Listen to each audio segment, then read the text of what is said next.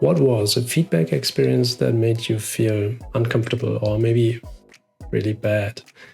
And on the other hand, what was a feedback experience that you found really helpful? Those are two questions that I very much like to use as an opener or icebreaker in workshops or trainings that are somehow related to feedback, to giving and receiving feedback.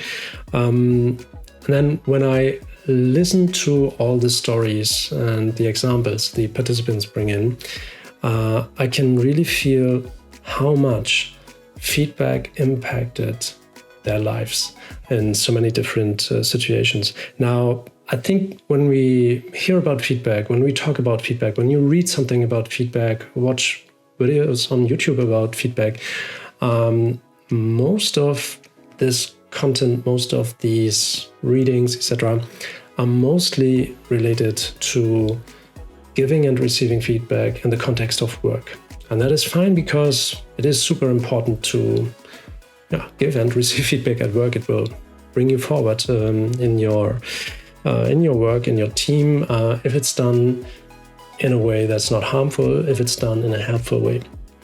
So that's business, that's work on the one hand.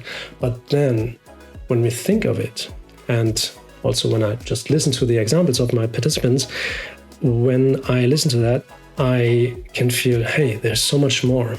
What about education?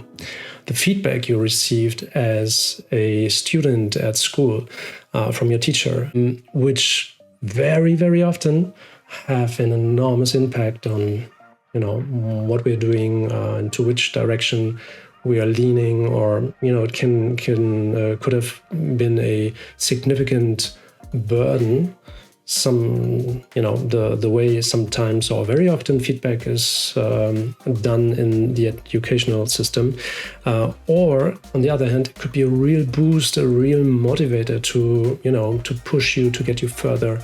And, it could literally grow wings on you and really help you to get somewhere you haven't even dreamed of getting to. So this is education. So we have work and business.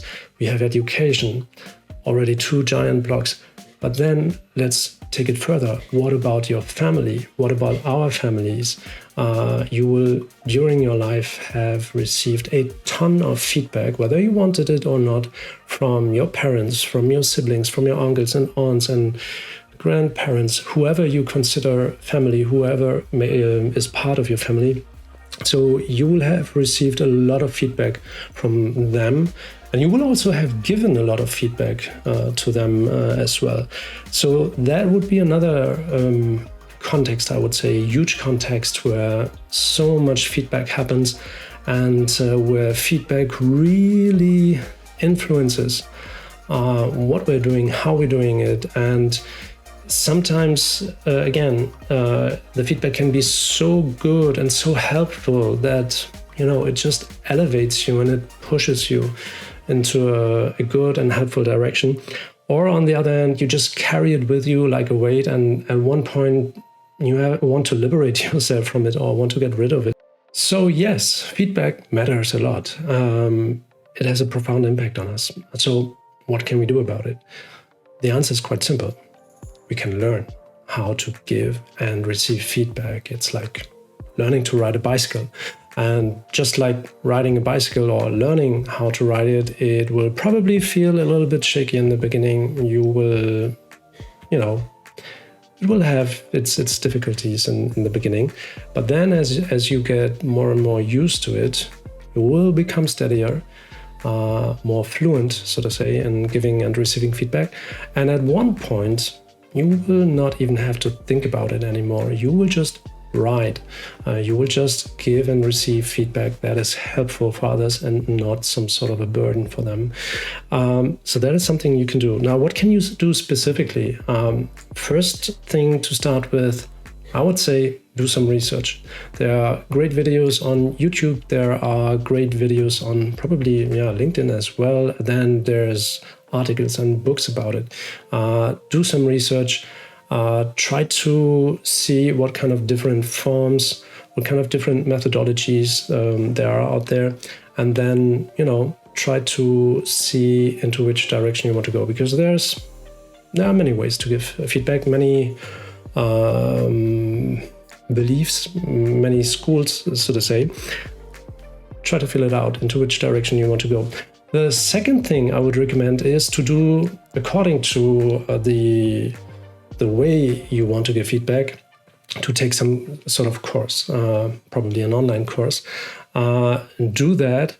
And the third thing to do about it would be to practice. Ask your partner, ask your buddy, ask a family member, somebody who's willing to let you practice on them, and get fluent. That's a very important part, because just doing a short training or online course will not do the trick. Just reading about it will not do the trick. You will have to apply it. It's just like you can read about riding a bicycle or how to ride a bicycle. In the end, you have to do it yourself.